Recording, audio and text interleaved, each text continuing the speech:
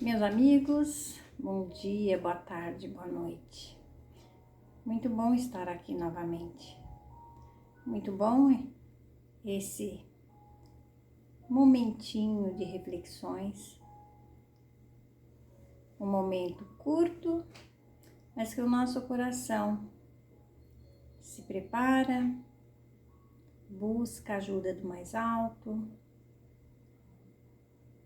E o Evangelho de Jesus passa a ser entendido por nós de forma simples, palavras que vêm ao encontro do nosso dia a dia. E é muito bom termos esse momento. E agradecendo sempre a Jesus por ter nos deixado tantas lições, tanto testemunho. Agradecendo a Deus pela vida, pela oportunidade do ir e vir aqui na Terra, oportunidade de ressarcirmos as nossas dívidas, de retratarmos com a verdade no nosso coração, junto ao coração daqueles que ainda trazemos algumas sequelas lá do passado, não boas, né? Agradeço a Seca pela oportunidade, agradeço a vocês, meus amigos, que me deixam entrar nos seus lares, estudar junto a vocês, estudar junto com vocês, buscando a cada pitadinha do Evangelho um entendimento, uma mudança para nós próprios. Que Jesus assim abençoe e envolva todos os lares da terra, todas as mães, todos os lugares onde houver um pulsar de vida. Lá se encontra um Mestre Divino. Que assim seja. Mas vamos lá, nosso capítulo hoje, Meu Reino Não É Desse Mundo, é o capítulo 2 do Evangelho segundo o Espiritismo, Allan Kardec. Olha, falar do Evangelho é maravilhoso. Falar de Jesus, da realeza de Jesus. Meu reino não é desse mundo. Ao mesmo tempo, é maravilhoso, mas sinto-me, tenho certeza que cada um de nós nos sentimos tão pequenos, em busca desse entendimento do Mestre de amor, do Mestre de verdade. Perdoe-me então as falhas, as palavras, e peço que os bons espíritos me envolvam para que eu consiga passar um pouquinho, buscar um pouquinho em cada coração aquela perguntinha: o que faço eu desse aprendizado, dessa realeza Jesus, essa realeza espiritual que nos deixou, que testemunhou em toda a sua passagem o reino do Pai. Vamos lá, eu comecei a falar um pouquinho há um momento sobre uma passagem de Jesus quando estava ele há algum tempo já se preparando para a morte do corpo físico. E veja que os discípulos que o acompanhavam, mesmo ali no exercício da fé também, no exercício da confiança, mesmo eles traziam ali no coração, na mente, os exemplos de Moisés, traziam na memória as falas do profeta Isaías, que o rei seria um rei diferente de todos os outros, que não seria um rei da terra, que não seria um rei das espadas, das guerras, das muralhas, mas que o rei que se preparava para estar junto à humanidade era um rei sublime. Então, mesmo eles, conhecedores, mesmo eles ali, seguidores fiéis do Cristo, ficaram deslumbrados no momento que o Cristo teve todo o processo da transfiguração. E por que aquele processo da transfiguração para aqueles 3 corações? Era para fortalecer a fé, porque eles divulgariam, eles levariam, eles dariam testemunho também do Evangelho Divino. Como diz nos textos de João Evangelista, a túnica de Jesus se tornou tão alva, que não existia na terra ninguém que pudesse deixá-la daquela forma, que o rosto e o corpo do Cristo, naquele momento da transfiguração, era a luz mais forte que o sol. Então imaginem o quanto Jesus trabalhou para mostrar aos corações o reino do Pai. Meu reino não é deste mundo. Imaginem quando, algum tempo depois, Jesus foi levado ao templo, né? Onde lá faziam-se a promotoria, digamos assim. E ali então Pilatos não sabia o porquê crucificá-lo, o porquê prendê-lo. Ele era um homem simples, né? Pilatos não via ameaça. Pilatos mandava para Herodes, Herodes mandava para Pilatos, e ali então Pilatos teve que tomar a atitude. E Pilatos ficou um pouco na dúvida, sim. Só que ele ouviu o quê? Os homens da terra. Porque ele precisava manter o ego, ele precisava manter o posto que ele ocupava aqui na terra. Mas Pilatos várias vezes saiu até a multidão, os sacerdotes, e até perguntou se queriam, se não preferiam que soltasse um outro e não Cristo. Mas enfim, tudo tinha que acontecer, né? Só que o nosso evangelho, eu vou começar então a leitura. Esse capítulo, gente, Meu Reino Não É Desse Mundo, ele fala da promessa de Jesus, da passagem de Jesus sobre a vida futura, a realeza de Jesus, o ponto de vista, instruções dos espíritos, uma realeza terrena. Olha como Kardec vai encerrar esse capítulo com um depoimento, né? E Allan Kardec colocou no final desse capítulo, de uma realeza terrena.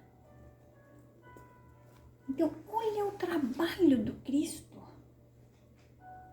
quando esteve aqui na Terra, para que nós, coraçõezinhos ali endurecidos, entendêssemos um pouquinho do Evangelho, do amor do Pai. Então começa assim. Tornou, pois, a entrar Pilatos no pretório e chamou a Jesus e disse-lhe: Tu és o rei dos judeus? Respondeu-lhe Jesus: O meu reino não é deste mundo. Se o meu reino fosse deste mundo, certo que os meus ministros haviam de pelejar para que eu não fosse entregue aos judeus. Mas por agora, o meu reino não é daqui. Prestem atenção. Mas por agora, o meu reino não é daqui. Disse-lhe então Pilatos: Logo tu és rei? Respondeu Jesus: Tu o que dizes que eu sou rei? Eu não nasci nem vim a este mundo senão para dar testemunho da verdade. Todo aquele que é da verdade ouve a minha voz. Isso está em João. Só por esse trechinho, dá para a gente perceber um pouco a inconsistência no entendimento de Pilatos. Ele não tinha lá muita vontade de entender, talvez. O coraçãozinho dele ainda estava meio terra, né? Mais poder. Mas mesmo assim, ele fez algumas questões. Aqui nós temos só um trechinho, mas é um diálogo que vale a pena a gente procurar e ler um pouquinho, para nós percebermos até a inconstância, a inexperiência, a imaturidade até, porque Pilatos não entendia Jesus. E ele perguntava, mas como? Você não é rei dos judeus? Como é que eles acabam trazendo?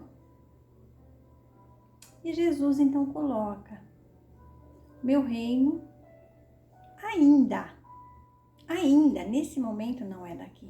E Pilatos não entendia nada, né? Mas como? De quando será o reino dele, né?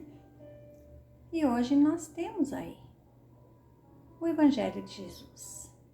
Olha que passou Pilatos, passou Roma, passou todos os sacerdotes. E o Evangelho de Jesus continua a caminho, né?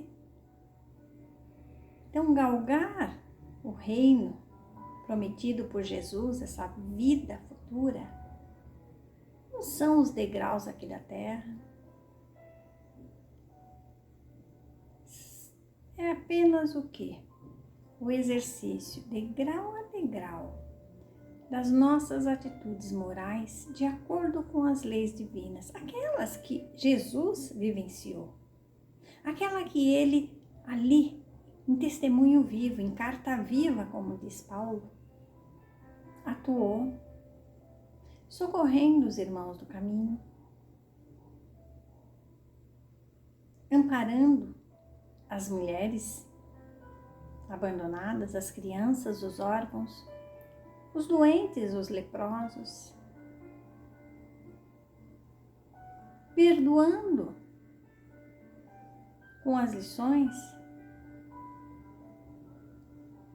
Se o teu inimigo quer a capa, dê a capa a ele. Mas deixe a sua vida, então ele segue e você continua seguindo no caminho do Evangelho do Pai. Sem perguntar o porquê o outro está assim, porquê o outro fez. Estender as mãos a outro coração que esteja próximo, que necessite. Olha quantas oportunidades tem aí no mundo hoje para nós estendermos a mão, sem perguntar o porquê o outro está em determinada condição, ou aquela ajuda, como muitas vezes nós fizemos lá no passado. Hoje eu acho que, graças a Deus, ninguém mais faz isso, né? Nenhum de nós fazemos mais isso. Eu vou ajudar, mas eu vou ficar lá tentando impor o meu ponto de vista, a minha regra para o outro que está pedindo. Não, é ajudar e deixar que o outro siga. É assim o Evangelho de Jesus. Então, nesse trechinho, se hoje nós demoramos a entender, imagina lá naquela época. Pilatos não ia entender mesmo. Os sacerdotes que estavam lá, eles estavam pensando num momento de Páscoa. E eles queriam se purificar. Agora veja, sentir-se purificado, crucificando outros, é uma coisa contraditória, né? Mas olha, graças a Deus hoje nós já entendemos. Então, por isso, não vamos cometer as nossas falhas. Claro que nós não vamos mandar crucificar ninguém dessa forma.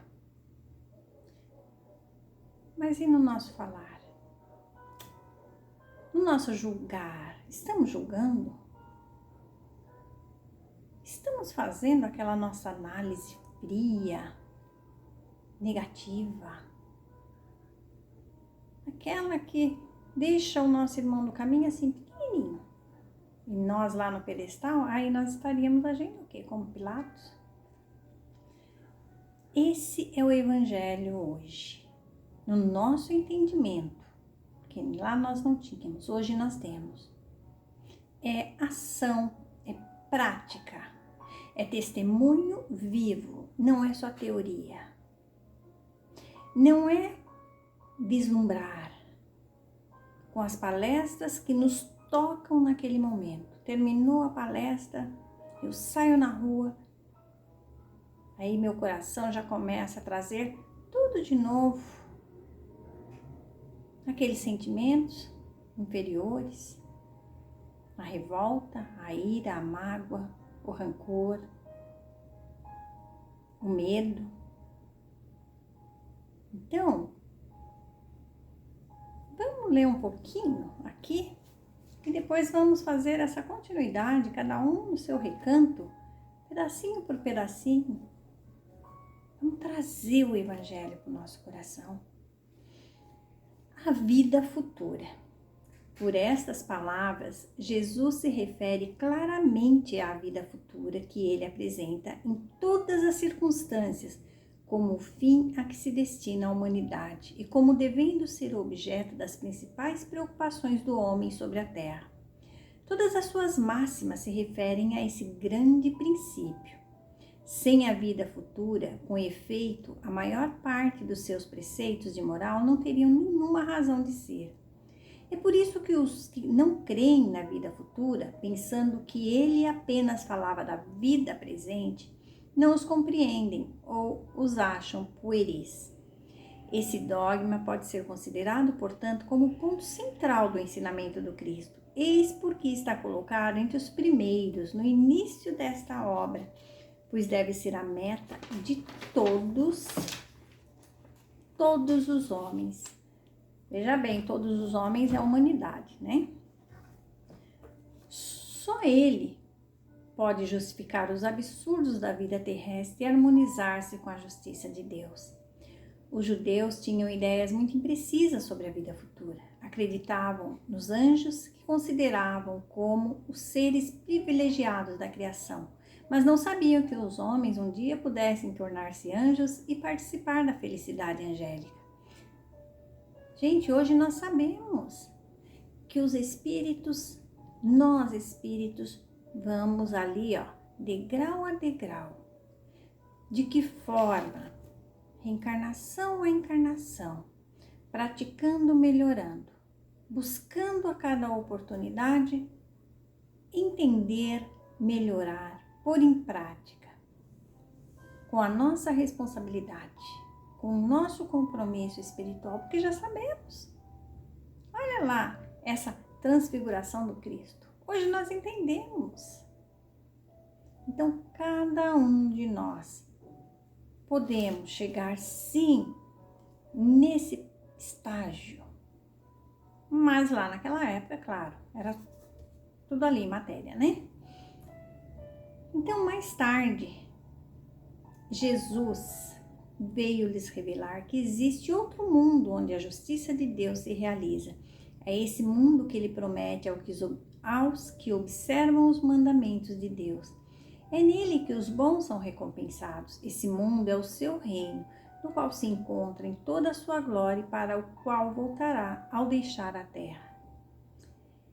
Então, veja bem, quando a gente fala, né, esse reino, o mundo espiritual, mas como nós podemos já sentir esse reino de Jesus? Amor. O amor de Jesus em nosso íntimo, o amor de Jesus para conosco, o amor de Jesus para com cada um da humanidade. Estamos caminhando para isso. Estamos caminhando para isso. Então, quando falamos que estamos caminhando para isso, é necessário fazer, como sempre colocamos, todas as noites, ao deitar. O que fiz hoje? Foi melhor que ontem? Causei alguma dor no coração do meu irmão? É assim, né? Santo Agostinho falava. Então, a cada dia, se nós fizermos essa reflexão, gente, é caminho certo, é certeiro para esse reino. Aí a consciência é tão bom, né? A gente deitar ali em paz. Não é bom? É maravilhoso. Então, o Espiritismo veio completar nesse ponto, como em muitos outros, o ensinamento do Cristo, quando os homens se mostraram maduros para compreender a verdade. Com o Espiritismo, a vida futura não é mais simples artigo de fé ou simples hipótese, é uma realidade material provada pelos fatos, porque são as testemunhas oculares que a vêm descrever em todas as suas fases e peripécias, de tal maneira que não somente a dúvida já não é mais possível, como a inteligência mais vulgar pode fazer uma ideia dos seus mais variados aspectos, da mesma forma que imaginaria um país do qual se lê uma descrição detalhada. Ora, esta descrição da vida futura é de tal maneira circunstanciada, são tão racionais as condições da existência feliz ou infeliz dos que nela se encontram, que acabamos por concordar que não podia ser de outra maneira e que ela bem representa a verdadeira justiça de Deus. Aí o item 4, a realeza de Jesus, nós já falamos um pouquinho, o reino de Jesus não é deste mundo. Isso todos compreendem, mas sobre a terra, ele não terá também uma realeza? O título de rei nem sempre exige o exercício do poder temporal. Ele é dado por consenso unânime aos que, por seu gênio, se colocam em primeiro lugar em alguma atividade, dominando seu século e influindo sobre o progresso da humanidade. E aí, Jesus, né? Olha a lição dele. É nesse sentido que se diz o rei ou o príncipe dos filósofos, dos artistas, dos poetas, dos escritores. Essa realeza que nasce do mérito pessoal consagrada pela posteridade não tem muitas vezes maior preponderância que a dos reis coroados? Ela é imperecível, enquanto a outra depende das circunstâncias. Ela é sempre abençoada pelas gerações futuras, enquanto a outra é, às vezes, amaldiçoada. A realeza terrena acaba com a vida, mas a realeza moral continua a imperar, sobretudo depois da morte. Sob esse aspecto, Jesus não é um rei mais poderoso que muitos potentados? Foi com razão, portanto, que ele disse a Pilatos: eu sou o rei, mas o meu reino não é desse mundo. E aí eu vou pular aqui o item 5, mas eu vou terminar esse capítulo, gente, com as instruções dos Espíritos. Uma realeza terrena, olha só, uma realeza terrena envia essa mensagem, né? E Allan Kardec fecha esse capítulo. Vamos sentir a verdadeira realeza, a verdadeira vida futura que Jesus coloca. Uma realeza terrena, uma rainha de França, Havre, 1863. Quem poderia, diálogo dela, tá? Quem poderia melhor do que eu compreender a verdade destas palavras de Nosso Senhor? Meu reino não é desse mundo.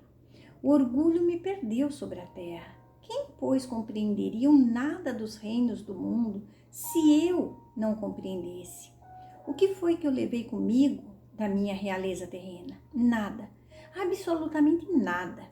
E como para tornar a lição mais terrível, ela não me acompanhou sequer até o túmulo. Rainha eu fui entre os homens, e rainha pensei em chegar no reino dos céus. Mas que desilusão e que humilhação, quando em vez de ser ali recebida como soberana, tive de ver acima de mim, mas muito acima, homens que eu considerava pequeninos e os desprezava, por não terem nas veias um sangue nobre. Oh, só então compreendi a fatuidade dos homens e das grandezas que tão avidamente buscamos sobre a terra. Para preparar um lugar nesse reino são necessárias a abnegação, a humildade, a caridade, a benevolência para com todos. Não se pergunta o que fostes, que posição ocupastes, mas o bem que fizestes, as lágrimas que enxugastes. Ó Jesus, disseste que teu reino não era desse mundo, porque é necessário sofrer para chegar ao céu, e os degraus do trono não levam até lá. São os caminhos mais penosos da vida os que conduzem a ele. Procurai, pois, o caminho através de espinhos e abrolhos, e não por entre as flores. Os homens correm atrás dos bens terrenos, como se o pudessem guardar para sempre. Mas aqui não há ilusões, e logo eles se apercebem de que conquistaram apenas sombras, desprezando os únicos bens sólidos e duráveis, os únicos que lhe aproveitariam na morada celeste, e que lhes podiam abrir as portas dessa morada. Tende piedade dos que não ganharam o reino dos céus. Ajudai-os com as vossas preces, porque a prece aproxima o homem do Altíssimo. É o traço de união entre o céu e a terra. Não o esqueçais. Que mensagem linda, né? Dá para nós refletirmos ainda mais e buscarmos ainda mais esses degraus desse evangelho, esses degraus que vão nos elevar, vão nos aproximar cada vez mais de Jesus e do Pai Celestial. Meus amigos, que Deus abençoe a todos. Até um próximo momento. Até breve.